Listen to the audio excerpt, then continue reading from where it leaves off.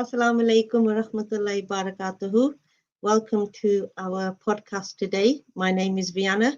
I am a integrative counsellor, Wiselife trainer, and a self-development coach. Today, we're going to talk about the topic of gender norms and marital roles and the confusion that lies in it. Now, let me throw a question at you. Have you ever wondered why so many married couples today feel lost about who is leading the marriage, who nurtures the marriage, and even what it actually means to be a husband and wife in the marriage? Why do so many of us, despite our best intentions, feel we're struggling, that we don't understand or we're not able to navigate how the marriage itself is working? Now, if you've ever asked yourself the question, am I doing marriage wrong? If you have, you're not alone. So today we are going to unpack the silent struggles in marriage, because even with the best of intentions, we are struggling to navigate the relationship as a whole. And from our understanding, marriage is a contract where we are there to create trust, harmony, and love between ourselves. So to help me do that today, I would like to introduce two of my guests. The first one is Imran. Imran is a professional chartered accountant who works in London. He's also qualified in psychosynthesis counselling, which he does on a part-time basis. He's on our team of Wiselife, and he is also a self-development coach. Secondly, I am really happy to welcome Lybah, who I work with on different projects. Lybah is a graduate in English literature from the Queen's Mary University of London. She's also studying Islamic sciences in the contemporary context. So welcome both of you today. I'm really happy that we've found time to do this podcast today. And how are you? Alhamdulillah. Yeah, it's good to connect. Sister Riana and Sister Lybah. Yeah, I'm glad to be here. Oh, fantastic. Before we dive in, you're probably thinking, why have they chosen marriage? Out of all the topics in the world, why have they decided to discuss marriage? And the reason for that is, it saddens me to say that separation and divorce in the South Asian communities has actually risen in the last few years. And it actually started with COVID. Now, before COVID, we were all living our lives. We were distracted by work, social interactions, meeting other people. And then COVID hit, and the husband and wife ended up living in the house together 24 hours a day. Now, because of that, people realized that they weren't as compatible as maybe they thought they were, or they lost sync with their partners. They weren't on the same wavelength. And unfortunately, it led to separation, divorce, and mediation. And this is why we want to discuss this topic in itself, because we want to highlight that sometimes these things are just maybe temporary, and there are tools and skills out there that can help you overcome these.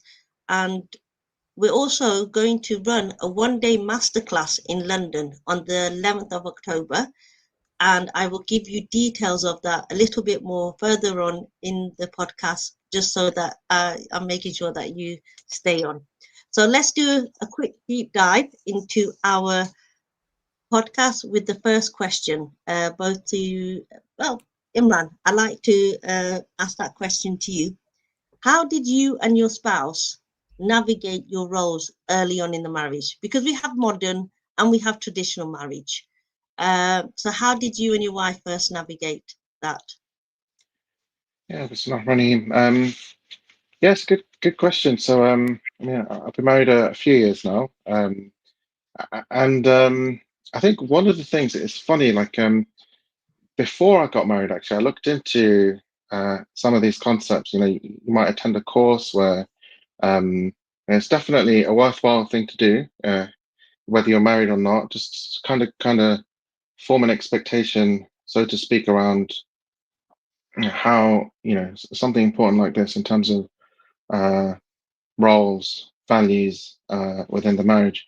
For me personally, I guess it's funny because like you kind of have a view before you get married, and then when you actually get married, there is a bit of adjustment, but you hope like good adjustment that is harmonizes and facilitates a good relationship as opposed to like sort of being set in stone, right? So, like I say, for me, I think when I was before I was married, I'd kind of have a concept around I'd always want to provide, for example, as a man. And if my wife wanted to work, cool. Like as in, if she wants to, and if she didn't, also cool. So that kind of flexibility uh, in terms of for her was something I was aware of. But for myself, I was quite clear that this is something that at a minimum, like this is what for example, I've been raised to understand, and like as in terms of like taking on the responsibility of taking on another person in your life, right? Like as in and being able to provide, quote unquote, as a man, right? The reason I say that in quotes is because today there's a lot of narratives out there in terms of like, so what does that look like, and does that mean, for example, the husband provides, the wife stays at home, or like as in, what do you do when you have kids? How do you navigate that, etc. Like I say, for me, it was just important to, particularly like my spouse and like just being on the same wavelength, right? That knowing that we wanted to live our lives in a similar manner, but live our lives together. I think that was really, really important. So it's almost like getting the balance between having an idea of what that'd look like, being flexible enough to adjust it when you actually do get married, because not being married, you haven't experienced what it's like to live with someone under the same roof almost 24/7, COVID, right? Like as in that was more or less the case for a lot of people. But like I say, being flexible enough to accommodate sort of changing circumstances, but ultimately having, I think that the key thing for me was having shared values and a shared outlook that didn't sort of yield like, majorly different sides of the fence, like different, like that would then be difficult to sort of, resolve. Yeah. So there definitely needs to be understanding, communication, and flexibility. But I've kind of just loosely touched on that. I'm happy to sort of open up more, but I want to throw it back at you guys as well. I think you've got the right balance where you've got the additional thought that you do want to be the breadwinner, you want to look after your wife, provide comfort for her, but you've also understanding of the fact that maybe she might want to work, she might want to have a job, whether it's part-time, full-time, and adjusting to that so that you haven't got a structure as a rigid structure. You're willing to adapt given the circumstances, and how both of you feel that you want to navigate that marriage together. So I think that's a Yeah, really good. yeah, and I'll be transparent. Happy to be transparent. Like before I got married, I kind of did maybe um, was a bit more. You have an idea of what that will look like. Particularly the idea of having kids, right? I was someone of the impression that when I have kids, I would love it for my wife to, like, as in, be there for them. That doesn't mean that I'm absent, right? I'll be there too, but in terms of like the burden of work, like breadwinner work, like bringing home not the bacon because this is a whole podcast, but but bringing home the halal income. That look, I wanted that to fall on my shoulders. So I was kind of like, so you could say that um, I had that idea going into marriage. When I met my wife, she was already working. I could see that that was good for her, like her mental health, for example. And she was very dedicated as well.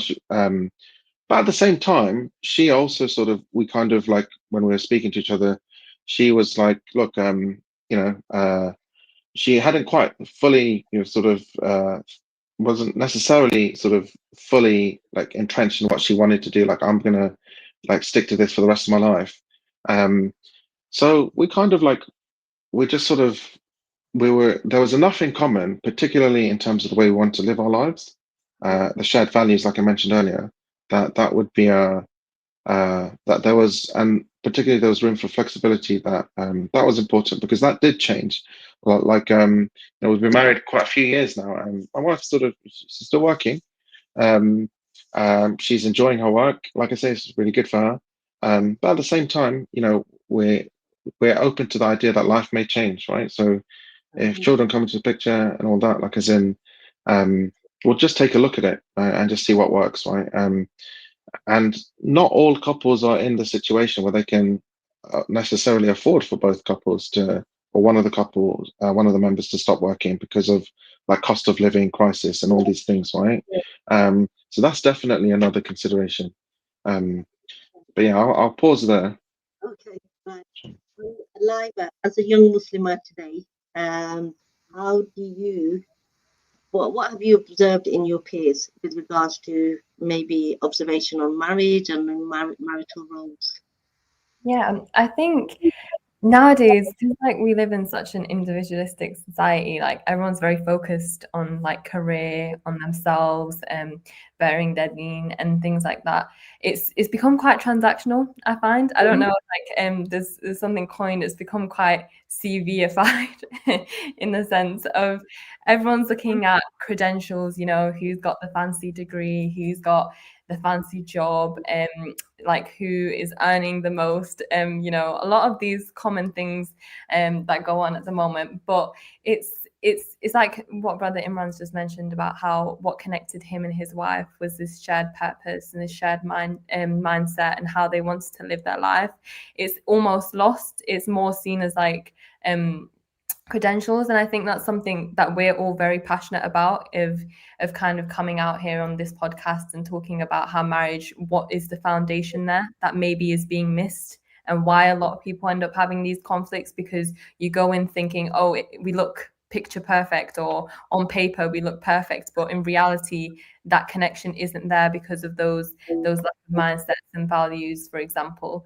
So it's really touching to hear that from Brother Imran as well, and something I think it's really beneficial to learn early on when you're even thinking about marriage, or whether you're looking for marriage, that what is it am I actually looking for in a person? Is it what they've achieved materially, financially, or is it who they actually are and how they think and how they want to navigate life and what they want to achieve in the future, what type of parent do they want to be? And these things are very, very important to kind of unpack. I totally agree with you. Honestly, it's a major obstacle to actually get past the paper to even meet the person. But you have a whole list of a checklist that you have to, because I have two boys who are now of marital age, and they want the height, they want to know the size of the beard, they want to know whether they're praying, which is the Islamic perspective, that's fine. Their degree, do they socialize or not socialize? They have to be at 5 foot, between 5 foot something and 5 foot something. You can't be here or there either way. And I think that you get rejected on paper without actually meeting the person and getting to know their personality, because on paper I would say that 99% of people will put the same thing.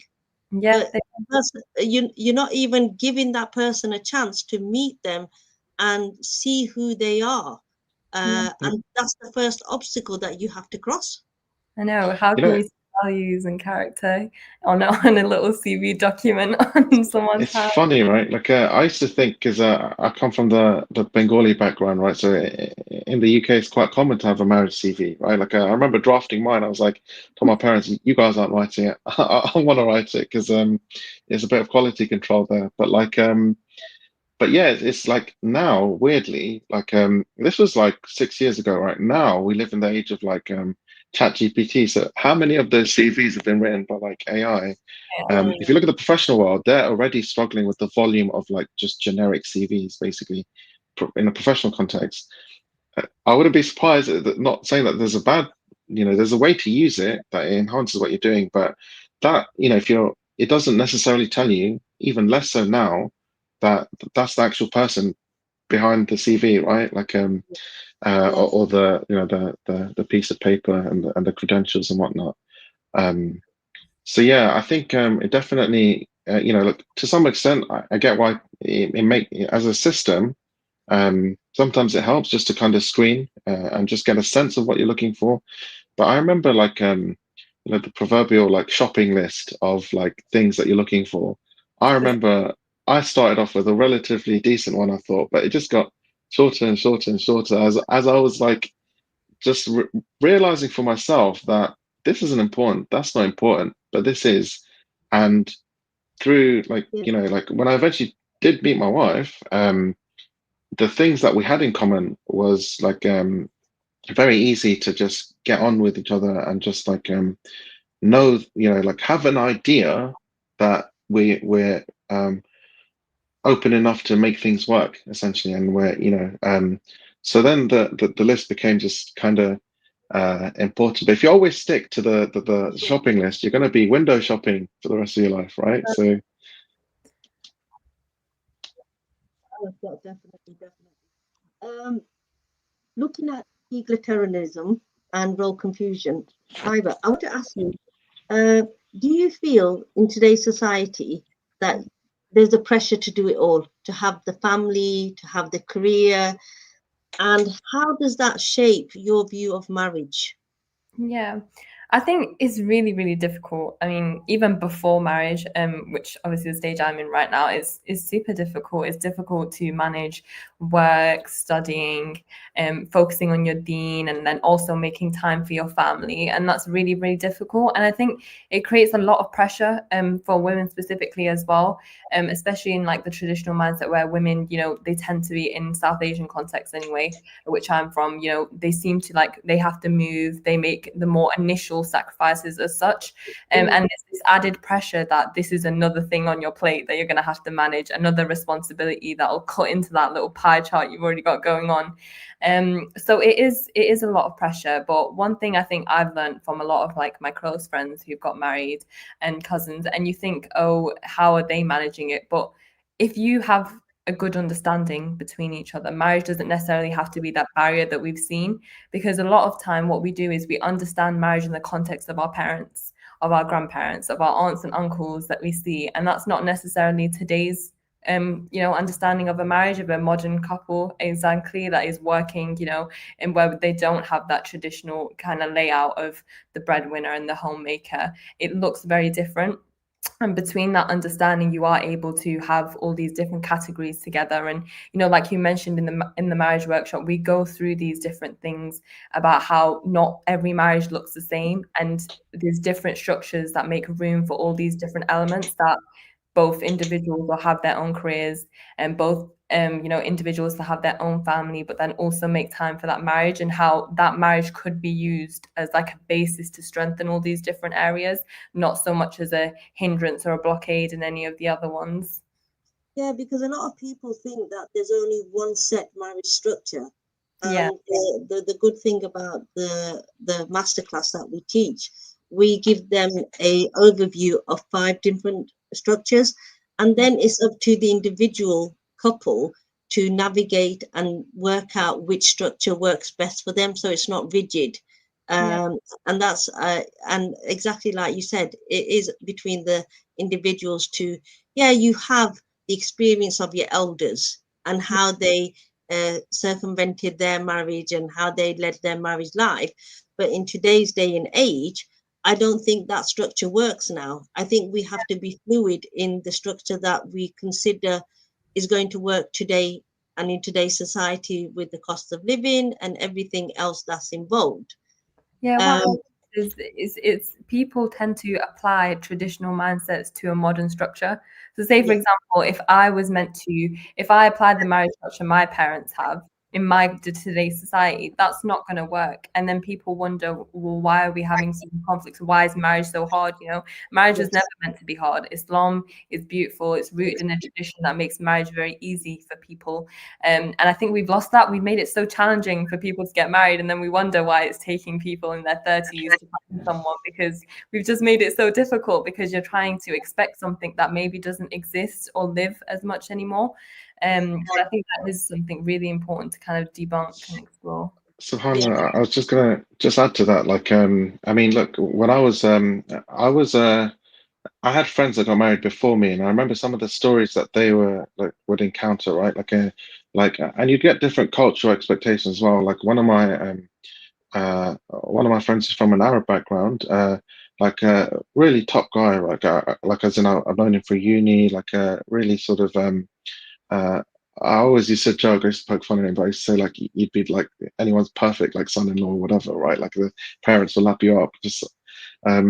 But like I remember like he would have like numerous like proposals that would come his way, but then like just when like something something would go ahead or whatever, like one of the families would raise an issue that you don't have like your own flat to move into, or you don't have this much dowry, mahar or whatever.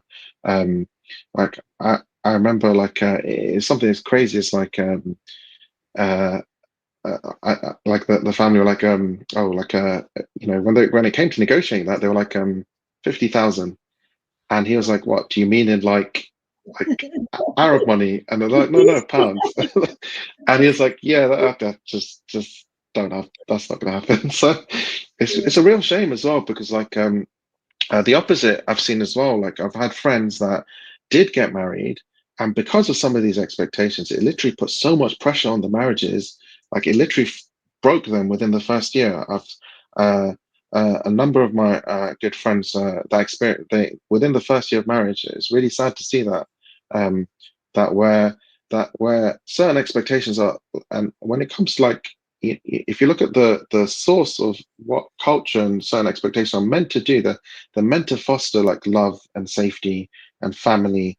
But when they're warped and they're taken to like expectations and extremes, there's incredible pressure that a lot of young people it's really challenging to meet, and it's horrendous to see. Like and people almost don't care for the consequences. They're like, no, I expect this of you, I expect that of you.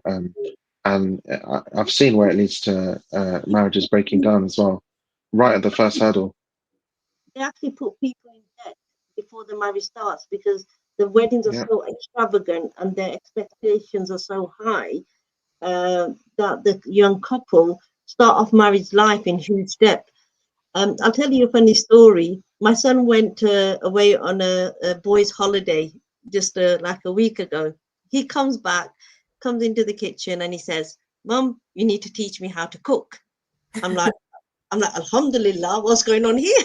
So he said, him and his friends were talking. One of his friends has recently got engaged, and they were missing Asian homely cooked food. So his fiance cooks modern English recipes and food in the menus is that. So he was saying to his future wife that, oh, you need to learn how to make curries, etc., etc. And she's kind of went back to him and said, no, I've what I'm cooking. If you want curries, you need to learn to cook yourself. So my son comes home and he says, yeah, you need to teach me how to cook. And I couldn't stop laughing. And then I paused and I thought about it, and I thought, oh my God, he's not even married. He's thinking of getting married, and the pressure's already there of what the other person wants, and it's even just the basics of food. And yeah, I had one friend that I remember. He said, my only stipulation, I just have one requirement. That's I get like a curry every day. And then, funny enough, like the person he married, I'm not sharing names or anything, but as far as I'm aware, that didn't happen. But it didn't break the marriage. It's just like I say, he was flexible enough to adjust, because he found he thought, it's a difference between what he thought he wanted and actually who he found as a person that he was actually very, he's very happy with. I want to direct this to a little bit of a more of a serious question, because Imran, yourself and myself, we're counsellors, and I've honestly seen a rise in couples coming for counselling, with having marital issues and not having that communication. What do you think? Do you think that there is an innate or a rise in communication on who leads the marriage and what sacrifices are, who's going to make those sacrifices and the compromises? Do you feel that there is a rise? Because I feel that there is. Yeah, I mean, you know what it is. It's just Rihanna, like as in, it's like I say, we're living in times that are different, right? And we have there's a lot of pressures, whether it's cost of living, whether it's like COVID wasn't that long ago, right? Where pressure in terms of like how we live, how we are around each other, um, living with family members, and all the rest of it. But in terms of so I would say I think it's hard, right? Because I'd say like the increase in challenges, it's partly to do with like society, but it's also partly to do with our own self-development, right? So like as in sometimes like individuals, and particularly in the Muslim community, it's quite difficult for young Muslims, because like we'll grow up and we'll see Hollywood presenting like a representation of what romance looks like, what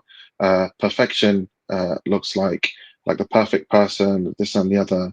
Um, so we may subconsciously like just imbue that into us. You know, I say Hollywood, Bollywood. Like as in it's all about the 3 hour long love stories and whatnot. But like but it's I say this tongue in cheek, but at the same time, like I think we're individuals, sort of like we're just young Muslims. We've never, like most of us have never been married before. Um, then when we go into marriage, we have these sort of set expectations, and we may be quite rigid, and we may think that we're trying to, for example, like live by the rights as well, like what Allah permits, and as in etc. etc. So suddenly the rigidness becomes even more rigid, um, and that can lead to conflict, particularly where like you encounter situations, you encounter life essentially, right? And life doesn't always play out the way you planned it. So how are you able to maneuver? Like, what happens if you plan to live with your parents and then yeah, all of a sudden there's the house gets crowded, or issues arise, and you have to really question, like as in, is that still feasible? You have to really question, are you still able to care for your parents, but for example under the same roof or in a different roof? And sometimes like excess rigidity and excess like focus on rights isn't necessarily the best card to play, right? And what do I mean by that? So Islam gives us our rights, and this is very important to recognize, because the rights are like your bare minimum protections, right? But they're not like what is a protection is like a shield, right? It's meant to protect you. It's not a sword. So you don't cut people with your rights and just charge in with that, right? Um, and so it's almost like a reframe's needed. Your rights there to protect the bare minimum, but you should be operating on a higher level. And Allah says it very clearly, like for example, where forgiveness is better for us if only that we know, right? So one of the teachings I remember coming across quite early was I think two things actually. So one of them, that if you deal with people by their rights, which you're allowed to do, but Allah will deal with you by His rights. So which of the rights of Allah have you not fulfilled? That you may be claiming, this person doesn't do this person doesn't do this, my spouse doesn't do this, my spouse doesn't do that, I'm entitled to this, I'm entitled to that. But sure, you're allowed to do that. But if you engage with people on that plane, Allah will engage with you in the same way. Likewise, if you engage with people with forgiveness, kindness, mercy, the model of the Prophet sallallahu alaihi wasallam, right? The best of leaders, but the perfect embodiment of mercy. that then you access the mercy of Allah in terms of how, you know, your life plays out, right? Inshallah. So that's a really important concept. The Yeah. other concept that I remember someone told me before getting married, and is very valuable once you're married, is that you shouldn't go into marriage wanting to change someone. Like, as in, so this is, yeah, marriage, you grow together. But if you see, like, as in, oh, I can change this person, about 90% of them I want to change. It's a bit of a strange one. Like, so what, you only like 10% of them? That's a weird place to start. Um, but it can cause problems because when you don't achieve that outcome, you get frustrated and you're on different wavelengths, and people don't appreciate being forced to change. But if you're on the same wavelength, you can grow together, and that's really important. So it's better to have that mindset. And you know, what is rahmah? What is mercy? It's appreciating who someone is, and the you know, again, a teaching of the Prophet ﷺ, he was told that if he came to us with harshness, people wouldn't come towards the path of Islam, right? So mercy is fundamentally important, and usually it achieves more change, right, than just the stick approach. Yeah. I think that, sorry, Lybah, do you want to add something to that? Yeah, I was just gonna add, it was something that was mentioned, like, you know, when they say that before marriage, a guy will go out and he will learn about his rights, and then a woman will learn about her rights, and then so as one of our teachers mentioned, he was like, oh, so then both of them just got their weapons ready for war, like, here's my rights, here's your rights. And it's exactly that. In one of the workshops we did in Oldham, there was a guy who came and he said something like, you know, you would never get married to a guy who earns less than you. And I said to him, okay, that may be the case, but what about if halfway through my marriage, like a year into my marriage, he loses his job? Am I now meant to leave him because now I earn more than him? Is that going to work? It's not. And it's that flexibility approach that you're going through life, which, by the way, you have no control in what's going to happen. You don't know what's going to happen, and you're functioning like you're on a ship together. And if each of you are just going to push each other off every time something rocks the boat, you're not going to go anywhere. You're not going to make it to the island, you know, at the end of the day. And that flexibility and that growing part, it comes back to that plant metaphor. I'm sure that we've all heard before that, you know, you've got to nurture the soil, and then only then will the plant grow. But if you're just picking out weeds all the time, picking out all the seeds, nothing's going to grow there. You're just going to have empty soil. So it's so important to know that marriage is a place for growth. And it comes back to that mindset of, what do you actually think marriage is? Do you think this is just someone who's fulfilling certain needs, or do you think this is something where it's a place of growth, of a companion in life, a friend in life, things like this? Oh, no, that actually, just going to say that, funny enough, that actually did happen to me. Like, I got made redundant at a point recently in my career, and it was really jarring, right? Like, as in, again, my notions of providing for the family was suddenly thrown into doubt. But one of the things that really massively helped was just the support I had from my wife going through that, because as a man, it's mentally difficult. It's you know, like when that is threatened, right? And I say this as a man because it's recognized even in the Muslim and non-Muslim context, like, as in, you know, I operate in mental health, and, like, so for example, like male suicide, right? Like, as in, when men feel that they can't handle the burdens of what their society expects of them, right? It's a real, genuine thing.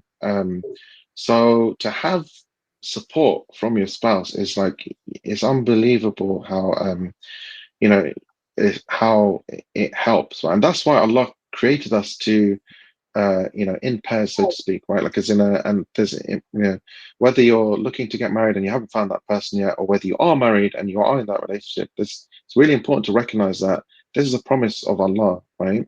But there's a wisdom of Allah why this is the case, like why we can't necessarily just live our lives by ourselves, why the Prophet ﷺ modeled marriage as a sunnah, right?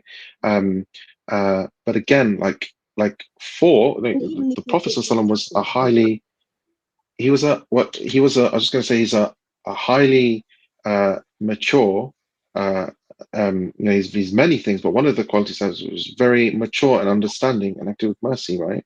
So he was someone that was good to his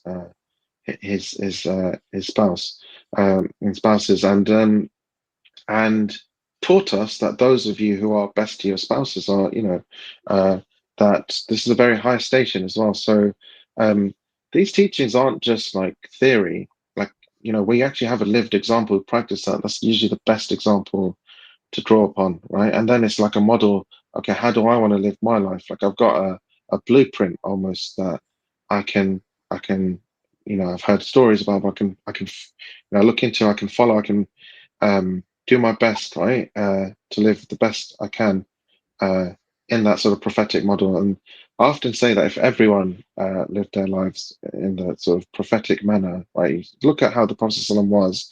He's like almost the proof. He is the proof of Islam, uh, because if everyone lived and embodied his prophetic character, the world would be an incredible place. Forget marriages, like the entire world like, would be uh, completely transformed.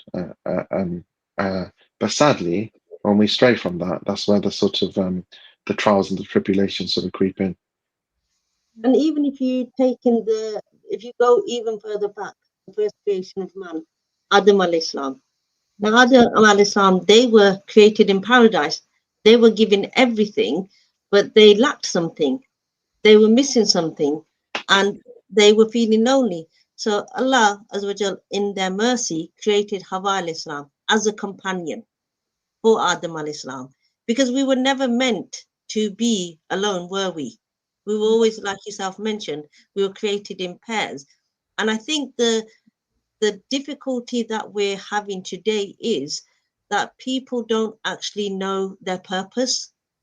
They don't know their purpose as individuals, why they were created, what is their purpose in this life, and they actually don't understand the purpose of their spouse and how to fulfill that role in itself as well.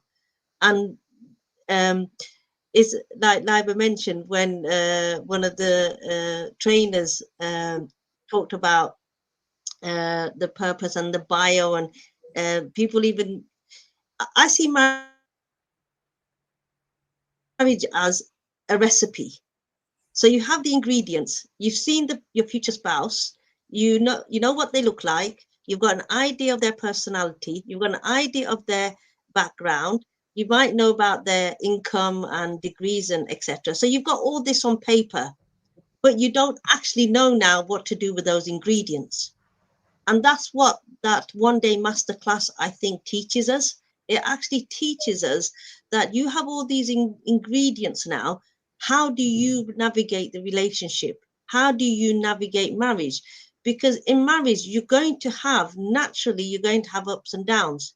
You're going to have intrusive thoughts. You're going to have issues that arise. You're going to have conflicts. And it's about learning to compromise, is learning to work together to make your marriage a success. Because Shaitan, at the end of the day, his biggest achievement is to disunite a couple. But if we don't understand all that, if we don't understand the waswas of Shaitan, if we don't understand our purpose and how to fulfill each other's rights, then how can marriage in itself be successful? And it's getting those tools to help you navigate, because we've got the theory. Each and every one of us has the theory of, when we look at our parents, our grandparents,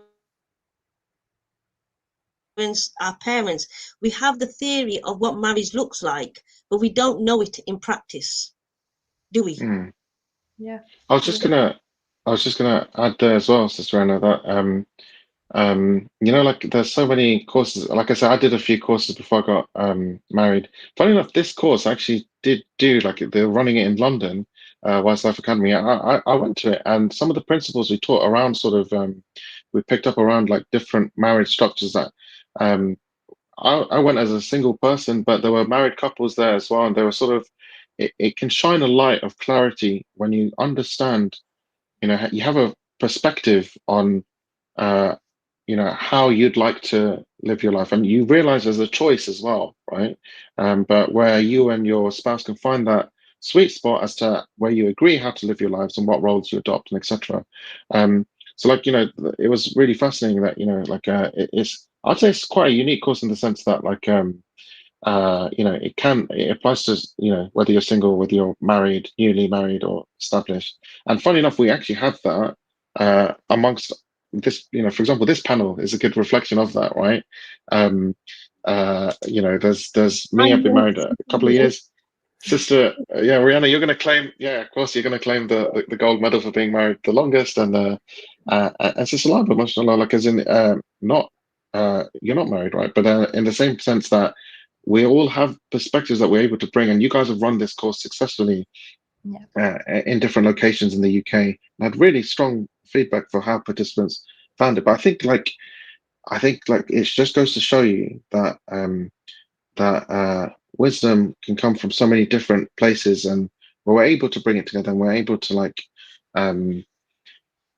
just have beneficial knowledge, right? In Islam, there's the dua for ilm nafi'a, right? Not just infotainment, that I learned the fiqh of this, I learned the fiqh of that, but you want knowledge that's practical, that can actually help you make practical decisions in your life, and help you be practically resilient, practically flexible to actually encounter life's challenges, right? So that when Allah tests you, that you're able to pass those tests, right? As opposed to, like, the opposite. So that's why I found the benefit in that, and I know it's funny enough, it's one thing I know we're looking to. I've only recently, having been an attendee of that myself, I signed up to teach it many years later, and inshallah, this one's going to be run in London, but like, it's sorry, this is my mini plug, isn't it? Because it's the one I'm teaching. But I was just gonna say the last one that me and Lybah went to, and you actually don't maybe realize maybe the effect that maybe these courses do have, and the impact that they have on people, because we had a couple that came in the course, and without giving any identifiable information, they had a long-standing marriage, and they had the honeymoon phase, everything was great, children came, they brought their children up, children have now left the home, and now they found that they're not connected. So they actually came to the course to reconnect and to find themselves. And at the beginning of the course, honestly, there was hardly any interaction and hardly any eye contact. They were sitting quite far away from each other. And I can't remember which segment that we taught. I think it was marriage of the mind. And in the break, the husband came up to me and he said, I've actually had a light bulb moment. I've actually realized some of the things and my thought process that were wrong. And there was some negative thinking on my part. And I need to go away and I need to reflect on it. Yeah. And I was like wowed by it, because I think that was maybe the second time that I'd run the course. Remember, Lybah, when I told you? Yeah, it's that couple. It's very interesting because I remember they specifically said that the reason why it's not working is because we're just so different. Like, we like different things, we do different things, we're completely different. So, and then we did a session and we said to them, like, oh, that's great that you have different things, that's perfect for marriage. And I was so confused. They were like, what do you mean?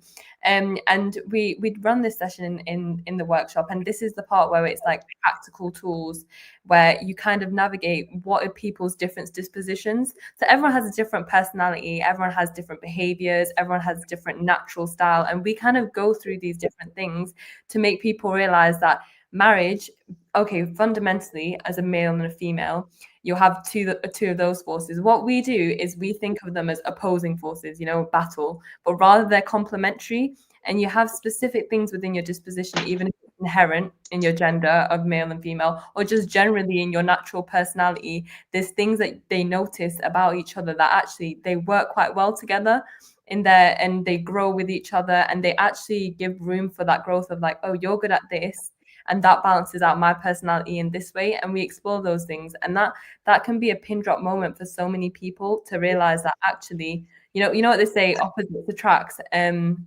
that does come into life into that a lot as well.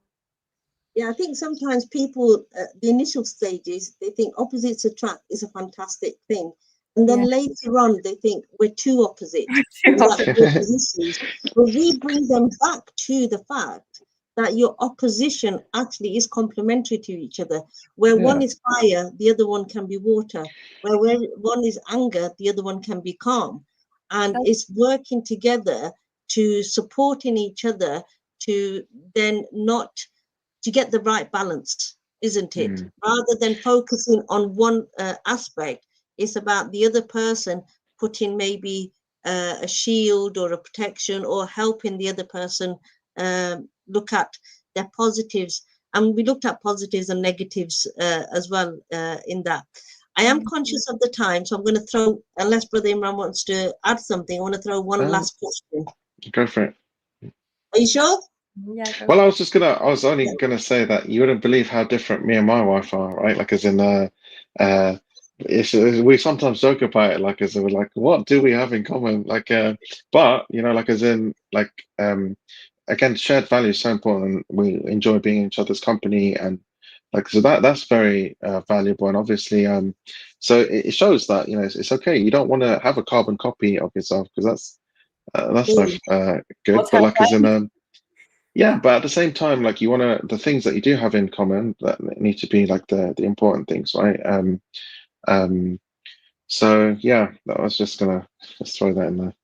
Okay, so the final question for both of you. Number one, what practical tools do you recommend for couples to define their roles? Okay, Brother Imran, do you want to go first? You go. I'll take your lead. Yes, Sister Anne, do you want to just repeat the question again, please? So what practical tools would you recommend for couples to define their roles? Okay, so I think first it would be, it sounds really simple, but it's just to get to know each other and what you actually want from each other. So it's really weird, but a lot of us actually, I don't think we take the time to have that kind of introspection and think about, hang on a second, okay, I say I want to get married. Okay, say for me, example, I'll say, okay, I want to get married, but what does that actually mean? What does that actually look like? And what is the things in me that would contribute to that, and what could be a problem for that? So that's what this, like, when we're talking about the workshop and we talk about tools, it's all about equipping you with what you're going into. Like Sister Riana gave that perfect analogy of the recipes. You've got to know the ingredients, what's going in to make it. If you haven't got the right ingredients, then you've got to know. And that's why I recommend, like, a lot of people who are getting married as well should go to these things. I've heard a lot of these workshops beforehand, and couples who are just about to get married. We had one in Manchester, and they were just about to get married, and they came on this course. And it's about getting to know, like, how are you going to work together? What is your shared basis? What's your foundation for your marriage? Finding strength in that, in your purpose, and then building those foundations on what that looks like for each other. So getting to know your personality, getting to know what it is. There's a funny thing about the psychology of relationships that I saw the other day, and it's by Dr. Gary Mator, and he said exactly this, that your partner is going to confront every single thing about you. So you go in thinking, oh, this person's meant to bring out the best in me. No, this person's going to bring out the worst in you, because that's the whole point. They're meant to bring out all these qualities that you're meant to work on and strengthen. So before you get married, or as you're getting married, or even whilst you're in the marriage, it's just making sure that you're taking that specific time out for each other, that you're getting to know each other continually, because it doesn't stop when you just get married. That's the growth. What you look like in first year marriage definitely isn't what you're going to look like in 10th year marriage, or what you were like before marriage. So it's just that continual process, and making that time for the relationship as well as each other and your children as well. And I think exactly like you said, I think it's beneficial that for the people that aren't married to actually go and get those tools beforehand. Yeah. So that they're better prepared before they actually take that step to commit themselves to another person. They've got to understand who they are, what their role is, what their purpose is, before they commit to someone else. And even for those people who have been in long-term or short-term marriages, you know, the honeymoon period might be decimating a little bit, so need to give that a little bit more of a energy boost.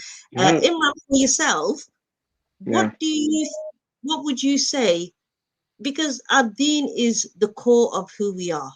It doesn't hmm matter about Western ideology, the different concepts of that are out there. Islam and deen is the core of who we are. So what would you say is a balanced Islamic marriage? How does that look like? yeah. Okay. It's not really. So I'd say like but just looking at that the words balanced Islam, like as in, so Islam in and of its way is the middle path, the way of balance, right? Like as in this is the way of the Prophet Sallallahu Alaihi Wasallam, right? Not extremities, right? Um, but also like I mean, just one thing I've always like almost like been amazed with is like just by having Islam in common, like outside of marriage context, like the people you meet, it's usually something that it's so precious, it's so valuable that it connects people, right? So when you recognize that, again, there's a reason why the Prophet ﷺ also listed things to look for in a spouse, right? But then their deen, Islam being a fundamental aspect, that doesn't like what does that mean, right? Like at its essence, I would say, comes back to values. Like, what do you prioritize in life? Do you prioritize your relationship with Allah? And your relationship, then an offshoot of that, because you prioritize your relationship with Allah. That doesn't mean you lock yourself in a cave that you sort of pray forever. You actually understand that you have to be a good person, so you have to interact well with other people, right? Because then, so that's a priority as well. So I would say that having these shared principles, having these shared values. I've mentioned it a few times today, but it's just I can't almost emphasize it enough because it facilitates so much ease. Likewise, look, if you find that you are on different wavelengths, for example, you've been married many years and you're on just completely different wavelength, right? You feel that you don't have certain things in common, even though some of those values, even though some of the faith aspects as well. Take a look at yourselves, really introspect. Look, ultimately, Allah never puts a person in a situation that is beyond them, right? And so it's, one of my teachers says, be fruitful where you're planted, right? Um, so, and one of the best ways to be fruitful is to understand yourself, to do that introspection that Lybah was mentioning earlier. Know yourself, know what you can do, what you can't do, um, and then the more you get to know yourself, it makes you a better individual in that relationship, right? Whether you're married, whether you're not married. I often like, I'm a counselor, I'm saying this, but I often, people who might seek out marriage counseling, for instance, and look, everyone comes from a different place. They may be in crisis, and that requires a certain response. But generally speaking, I tend to be like my initial, before I've heard what the person's going through, um, my initial sort of take on it is, look, you can't expect that to be a solution to like a fix, like a one size fits all fix to save your marriage. Like, ultimately, because if you have two people that are bickering and don't understand each other and just expect some magic solution to fix them, that's not how life works. Rather, like the basic principle is work on yourself, right?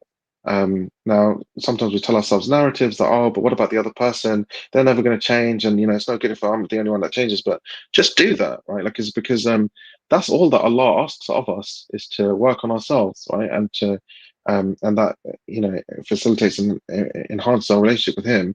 And then Allah is the one who also helps move situations where they may be difficult, where they may be stuck. Um, Hmm. so I would say the balance there is,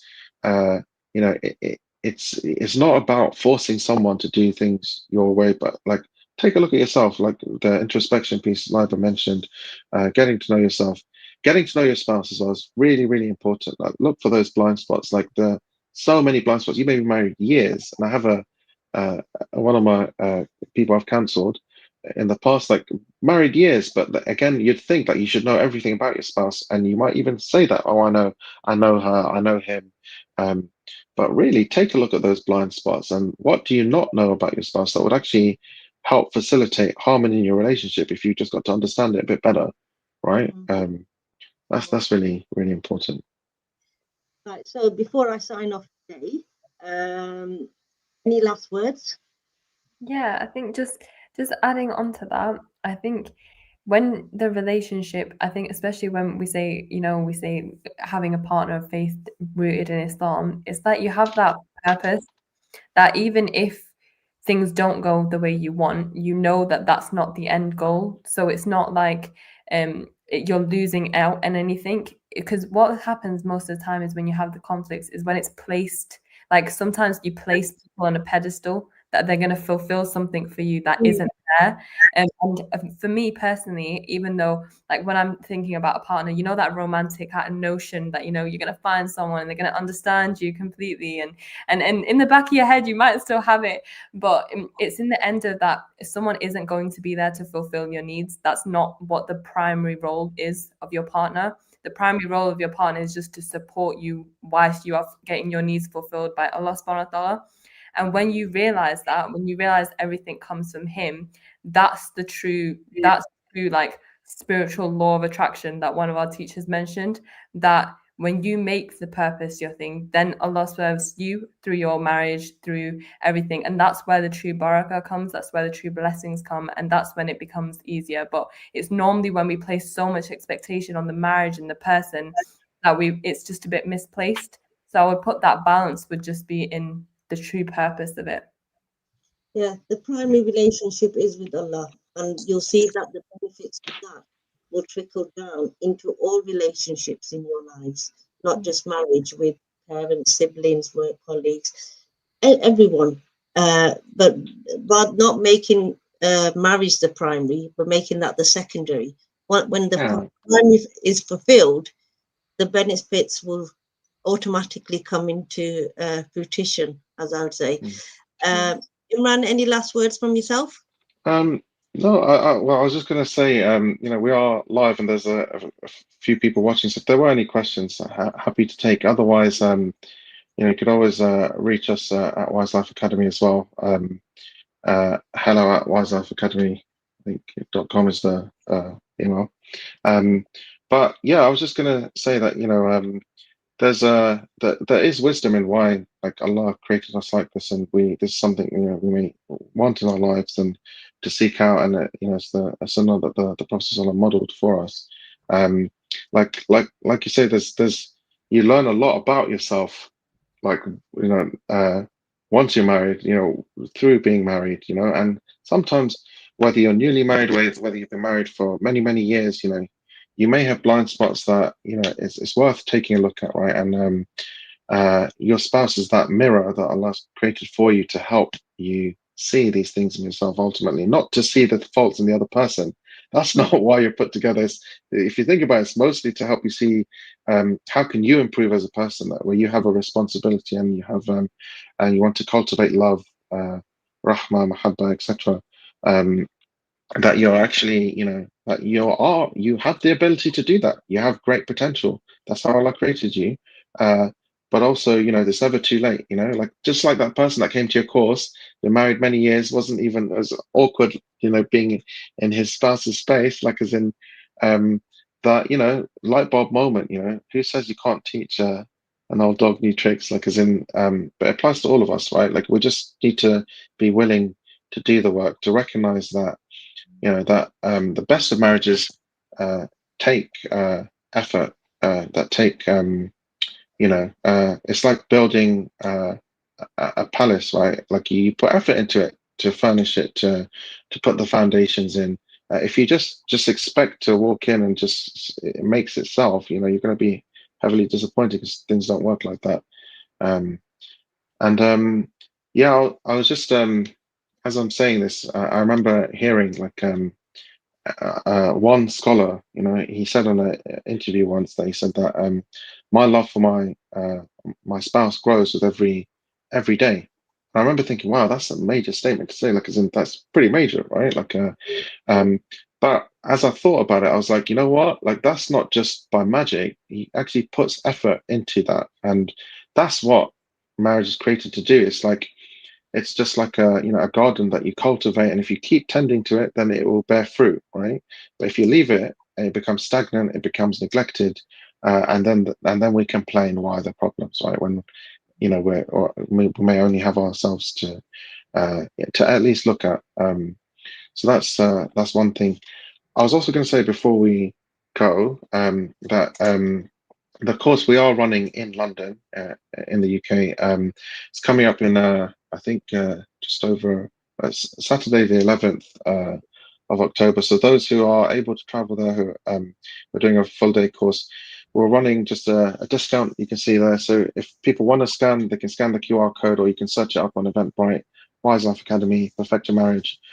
We were going to close this by I think Sunday, actually, a couple of days ago, but we decided to extend it just because there's such a need for this, and we really want people to benefit. This isn't for profit. Like, we do this, none of us get paid to do this on this podcast or to run these courses, but we genuinely want to share what we've learned so that it can transform people's lives, right? In a way that they might not have thought possible, and bring benefit to them. So that's what this is there for. So anyone who's able to make it to London in a couple of Saturdays' time, please sign up, inshallah. Make the most of the discounts running till end of tomorrow. And look, we're looking to run this. This is I benefited from this course 6 years ago. We're looking to run it in future cities, and I think globally we've run it in a couple of places as well. So get in touch with us on Wiselife. Here we go. It's a nice slide I've prepared. Get in touch if you know, you, for whatever reason, you can't make it to London, or you're not available on Saturday 11th. That's not a reason we can't be available to run this at another time in the future somewhere near you. So yeah, that's pretty much it. That was my final few words. Since you asked, Sister Riana. Yes, well, I think that Imran has summarized that perfectly. I mean, today in the podcast, we have discussed the difference between Islamic and modern roles. We've looked at how we view marriages as a whole, and the concept, and we've discussed how a person can get the tools and skills to help them navigate and overcome issues in marriage. So knowledge is, I would say, fundamental in anything that we do in life. Whether we're in school, we go for career, we invest, don't we? We invest so much time in our education, we invest so much time in our careers. Why do we not think about investing in our marriage? Because our marriage in itself is the key support, that life partner that will walk along with us in our journey wherever we are. So give yourselves a moment, reflect on your own assumptions about gender roles. What is your view on marriage? And do come and join us in London if you can. And we would love to see you there. We would love to help you, equip you with any skills and tools that we have in our limited capacity. And like Imran says, we only do this on a voluntary basis because there is a genuine need out there, and we want to help people as much as we can. So Jazakumullah khair for joining us today. Subhanakallahumma wa bihamdika ashhadu an la ilaha illa anta astaghfiruka wa atubu ilayk. Assalamu alaikum wa rahmatullah.